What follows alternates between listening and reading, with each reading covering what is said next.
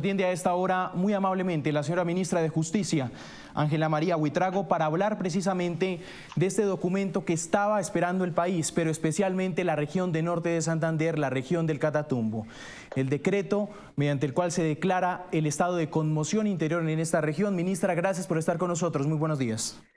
Gracias, Juan Camilo. Feliz día para todos. Ministra, ¿por qué se necesitan estas facultades extraordinarias para atender esta emergencia?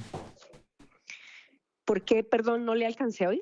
¿Por qué se necesitan estas facultades extraordinarias para atender la emergencia en el Catatumbo? ¿Por qué no se puede atender con las leyes que ya están o las normas y herramientas que tiene el gobierno? Perfecto, porque hay una particular perturbación del orden público que genera unos efectos que la misma Constitución prevé conjurar a través de mecanismos especiales como es la conmoción interior. Es decir, cuando nosotros tenemos una grave perturbación de orden público que atenta de manera inminente contra la estabilidad institucional, la seguridad del Estado o la convivencia ciudadana, que no puede ser conjurada mediante procesos ordinarios, y aquí viene la explicación mayor, cuando nosotros tenemos un estado de situación de perturbación en donde se ha hecho una declaratoria de muerte y objetivo militar a los firmantes que tenemos en el Catatumbo, en donde se ha generado una serie de asesinatos y masacres múltiples, en donde tenemos una serie de elementos de desplazamiento, amenazas, confinamiento, pues no es una situación que se pueda atender por los medios ordinarios porque se ha exacerbado el tema particular de la violencia en cada uno de estos elementos. Sí. Y eso significa tener facultades extraordinarias por la excesiva necesidad de conjurar esta perturbación. ¿Qué poderes especiales adquiere el presidente con un estado de conmoción interior? Bueno, digamos que el tema en particular son las facultades que adquiere. Entre esas facultades tiene la posibilidad de decretar medidas para conjurar cada una de esas acciones, para retornar lo que significa también la estabilidad institucional, para el tema de acciones civiles y para el tema también de declaratoria de elementos económicos que puedan de una manera rápida atender todas las necesidades que hay. Ustedes entenderán que los mecanismos que están establecidos en la ley, en presupuesto, el manejo presupuestal, la contratación, tienen unos plazos largos que no son posibles de manejar de manera adecuada una crisis y una perturbación que, como usted se ha dado cuenta, no solamente ha generado el desplazamiento de más de 30.000 personas, sino que ha generado el asesinato de más de 45 o más de 50 personas en el Catatumbo. Eso implica mover recursos extraordinarios. Usted en el Catatumbo no tiene asesinatos de esa magnitud. Hace mucho tiene que movilizar personas para buscar a las personas que han sido secuestradas, que tienen confinamiento, etcétera. Y eso significa también una necesidad de mover al aparato estatal para recobrar la seguridad ciudadana, y obviamente todo eso tiene una serie de necesidades desde el punto de vista legislativo, y por eso se sigue a este decreto una serie de medidas legislativas que se dictan en estado de conmoción por el gobierno nacional. ¿Implica, entre otras cosas, mayor presupuesto? No es un tema de mayor presupuesto, es un tema de la posibilidad, y así lo prevé la ley, sí, de impuestos excepcionales o tasas en particular que permitan generar, sin lugar a dudas, el cumplimiento de esta protección. Pero eso es clave, ministra. Es decir, para explicarle a los colombianos, ¿el presidente puede imponer o decretar impuestos por este estado de conmoción interior? Sí, claro, esa es una facultad que frente a este artículo 213 de la Constitución se establece. Sí, ministra. Esa es una de las facultades. Claro, ministra, para la gente del Catatumbo, este decreto de estado de conmoción interior, ¿qué va a cambiar en el territorio a partir de hoy? Bueno, digamos que la finalidad es volver a la normalidad, lo cual es muy importante, rescatar a las personas de ese confinamiento, que algunas están confinadas, retornar a las personas al Catatumbo con inversión social para que puedan mantenerse y estabilizarse en el territorio, generar la protección adecuada que, digamos, dentro de ese contexto significa también poderle dar posibilidades de acudir a otra clase de programas para su subsistencia y su manejo. Sí, ministra, ¿por qué no pudieron atender el llamado del alcalde de Arauca y el gobernador de Arauca, meterlos en este decreto de conmoción interior?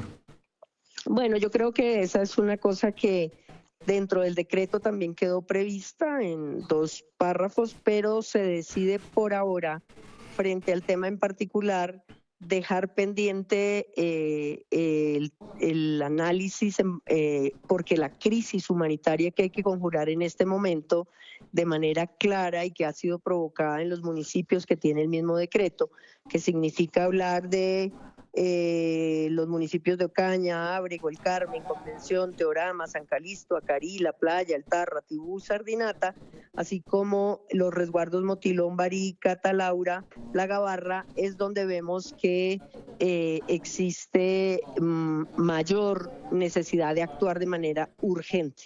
No se quiere decir que no haya una necesidad posterior, porque también puede haberla en otros departamentos o municipios, pero en este caso en particular se ha optado por declarar la conmoción interior a través del decreto 0062 del 2025, del 24 de enero de este año, en donde se ve claramente que no solamente se ha generado un desplazamiento de más de 25.000 personas, sino que además también se desplazaron a zonas como Cúcuta, a zonas como Tibú, en donde nosotros tenemos información por el puesto de mando unificado que en los municipios de Cúcuta y cercanos a Cúcuta también ha habido un desplazamiento, lo que obliga también a que más o menos se genera una entrada de personas al día por fuera de lo que también Cúcuta tenía previsto para atención, manejo, y desde ese punto de vista pues también se genera la necesidad de darle medidas adecuadas para atender a todas estas personas que se desplazan forzadamente y construir los refugios, darles la alimentación. Aquí hay muchas cosas que hay que mirar en el... Ministra, pero es decir, lo que pasa en Arauca, lo que usted está describiendo es un hecho que considera el gobierno sobreviniente y que en Arauca tal vez no es de la misma magnitud. No, yo no me quiero pronunciar sobre eso. Hay 2 párrafos expresos en el decreto y desde ese punto de vista pues necesitamos avanzar con estos y en el decreto quedó contemplado el tema en particular, pero también es muy importante decirlo que todos estos municipios y todos estos departamentos también tienen una vinculación con el tema de frontera y obviamente también con el tema de soberanía nacional. Y ahí, digamos, ese es un tema importante, se decreta por ahora en el Estado Metropolitano de Cúcuta, en los municipios que dijimos y así también en los de Villarrosario, Los Patios, El Zulia, San Cayetano y Puerto Santander. ¿Hay posibilidad en un futuro de meter Arauca o de decretar el estado de conmoción en Arauca atendiendo el llamado de los mandatarios locales? No me anticipo y simplemente dejo ahí la respuesta. En el decreto sí. También se menciona Arauca. Ministra, ¿es cierto que una de las demoras para que salga este decreto fue el tema Arauca? Digamos que lo que pasa es que nosotros creemos, y creo que ese es el esfuerzo principal, crear una conmoción interior tiene una serie de obligaciones y desde ese punto de vista hay que analizar todas las posibilidades porque además también hay una necesidad de un desgaste de un recurso que es bueno evaluar frente a todo el contexto que se necesita aprobar. Y desde ahí, pues eso necesita tiempo. Y desde ahí, pues obviamente también hay demoras propias frente a la elaboración de esta clase de decretos. Claro. Ministra, dice en la argumentación, en la consideración, que se rompió un pacto de ilegales en el territorio porque aumentó el precio de la coca. ¿Qué sustento tiene el gobierno para decir esto? Bueno, digamos que en particular esa es una de las múltiples causas que tiene el decreto de conmoción. Pero incluso frente a eso ya habíamos hablado de que dentro del informe que se presenta por el Ministerio de Justicia y el CIMSI hay mayor oferta y se está generando incluso un área de casi 45.700 toneladas, toneladas de coca en la región del Catatumbo, y desde ahí también veíamos cómo es posible y podría ser posible frente a estos elementos, uno de los elementos también certificados por la ONU, y es que el precio de la coca, después de tener una gran baja hasta octubre, noviembre del año pasado, se dispara a partir de noviembre, diciembre, realmente en el contexto particular de la venta de la cocaína. Desde ese punto de vista, pues ahí también se ve que hay una gran intención de mantener el control territorial y el control del negocio. Sí, ministra, ustedes, cuando usted como jurista, usted tiene una amplia trayectoria en esto, ¿cómo argumenta que lo del Catatumbo es un hecho sobreveniente para decretar el estado de conmoción cuando desde noviembre el gobierno estaba advertido? No es tan cierto esa afirmación y le voy a decir por qué. Si bien es cierto, había alertas, estas alertas estaban construidas de manera especial por la Defensoría del Pueblo, en donde se decía de manera genérica que podría haber una violencia sobre la población. Recuerde que toda esta población tiene violencia recurrente.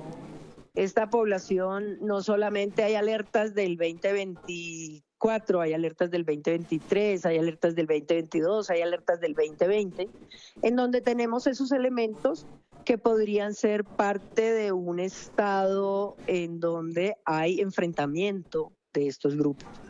Pero sobre esa base vino un hecho sobreviniente de unas proporciones impresionantes, que era desconocido, que era inimaginable y que también generó sin lugar a dudas la valoración, y es la decisión del grupo de atentar contra los firmantes de manera directa y convertirlos en objetivo militar. Este hecho significó también ver cómo se escaló el conflicto de tal manera impensable que entraron casa por casa generando el asesinato, la masacre, el desplazamiento y demás, que a partir, usted lo vio claramente, de los principios de enero se convirtió en la regla. Pero ministra, la alerta decía lo que usted está diciendo. No, la alerta no decía que iban a matar a los firmantes. Pero ministra, decía que se iba a desbordar por el enfrentamiento entre las disidencias. Es más, es tan explícita que describe el Frente y el ELN. Lo hablamos, es más, pero fíjese, y me gustaría que son dos elementos diferentes. Adelante, le voy a decir. Sí, adelante. Una cosa es que se enfrenten los dos grupos y claro, dentro de ese enfrentamiento hay un riesgo real. Riesgo de que asesinen a los firmantes. No. Riesgo real de las víctimas. No, señor, porque ahí hay muchos frentes. Entonces, ministra, pero los firmantes... Sí, adelante. Le explico que me lo está preguntando. Ok. Lo segundo, sobre esa base puede haber riesgo, obviamente, de que algún firmante esté en ese fuego cruzado. Pero fíjese que es un hecho diferente que eventualmente sea un tema en particular que ataquen a una persona dentro de eso, a que se convierta en un plan operativo, plan pistola que se llama, frente a un grupo en concreto. Desde ahí también el elemento esencial es que se generó un confinamiento masivo. Y ese confinamiento masivo, además del desplazamiento masivo, son elementos que no pueden ser nunca comparables frente a esos supuestos. Y por esa razón creo que estos elementos hacen que se exacerbe el orden público y se ponga en riesgo la institucionalidad que opera allí. Incluso los alcaldes tuvieron que ser extraídos de los municipios, las autoridades territoriales. Pero el enfrentamiento no genera eso que usted está diciendo, ministra, es decir, que la Defensoría diga, ojo que esto va a escalar en los próximos días o está escalando en la región por un enfrentamiento entre el ELN. Ministra, ¿eso genera desplazamiento masivo? ¿Eso genera la estigmatización? No, es que Perdóneme que le diga, pero es que el tema en particular es cuando se exacerba el orden público. Pero entonces lo que quiere decir es que las circunstancias que se dan, en este caso en particular, para la declaratoria del estado de conmoción interior, es que las cosas ya no tengan posibilidad de coordinarse a través de los medios ordinarios. Y si usted se da cuenta, no es lo mismo desplazar 100 personas que desplazar 32.000 personas, matar 80 personas y entre esas varios de los firmantes y confinar otra infinidad de personas. Entonces, ni es previsible, ni tan es previsible que la Defensoría no dice los firmantes van a ser asesinados, pero tampoco se le puede pedir a la Defensoría eso, porque ellos lo que hacen es debidamente una alerta. Y lo segundo es que las condiciones se generaron de una máxima, y yo diría de una máxima perturbación que ya requiere medidas extraordinarias. La defensora dice que ustedes subestimaron la alerta. ¿Usted está de acuerdo? Mira, yo no me voy a poner a pelear con la doctora Iris, respeto a la doctora Iris. Yo creo que no es subestimación porque tanto la policía como el ejército, como los ministerios, como las diferentes entidades institucionales entraban durante el año 2024 a Catatumbo. Se generaba la posibilidad de sí tener todo ese ambiente de la presencia de varios grupos, porque no solamente están esos grupos, hay otros grupos criminales dentro de la estructura, que hay unidades móviles que van, vienen, regresan. Pero sobre esa base, lo cierto es que hemos encontrado requisitos necesarios para decretar el estado de conmoción interior. Déjeme ya terminar la entrevista con esta pregunta. En el decreto dice lo siguiente, abro comillas, el accionar del ELN ha escalado de manera imprevisible a tal punto que desbordó las capacidades del Estado. ¿Por qué esa afirmación que uno como ciudadano la lee, ministra, y pues se queda un poquito preocupado? No, porque es que cuando tú tienes una persona o un núcleo de personas que están asentadas dentro de un territorio, tú sabes las necesidades y las capacidades del Estado. Pero cuando esas personas empiezan a necesitar extracción en miles, porque no son 5, no son 6, son miles, extracción de las autoridades, fíjate que hubo una primera necesidad de acciones humanitarias que llevaban a que se sacara vía helicoportada, por vehículo y demás, a muchísimas personas para salvarles la vida. Pero además también el tema en particular es que el presupuesto de lo que significa que la institucionalidad actúe bajo unas condiciones reguladas o que se han advertido. Esto era imprevisible. Al ser imprevisible, esto cobra niveles altísimos de desplazamiento de persona que requiere también utilidad y utilización de, por ejemplo, instituciones como el Instituto Colombiano de Bienestar Familiar, que ha tenido que atender cientos de niños y no estaba presupuestado ni la capacidad personal de los números de personas que pueden atender en esa región cientos de niños, ni tampoco cientos de personas desplazadas que requieren atención psicológica, personal, de vivienda, de alimentación. La explicación es clarísima. Cuando tú tienes un traslado de miles de personas que no has podido, digamos, presupuestar de manera anterior, pues tienes que actuar de manera inmediata y esto significa atender más de 32.000 personas con todas las necesidades que tienen estas personas en lo que significa refugio, alimentación, seguridad y demás. Ministra, pero detrás de esta afirmación hay un mea culpa del gobierno también. No, absolutamente, y no busques donde no hay, Juan Camilo. El tema particular es que cuando se da esta situación, precisamente el estado de conmoción interior, lo que significa es que hay una situación que surge y genera una perturbación que no está prevista. Ministra, me llama la atención el departamento del Cesar, en 2 municipios. Lo tengo aquí.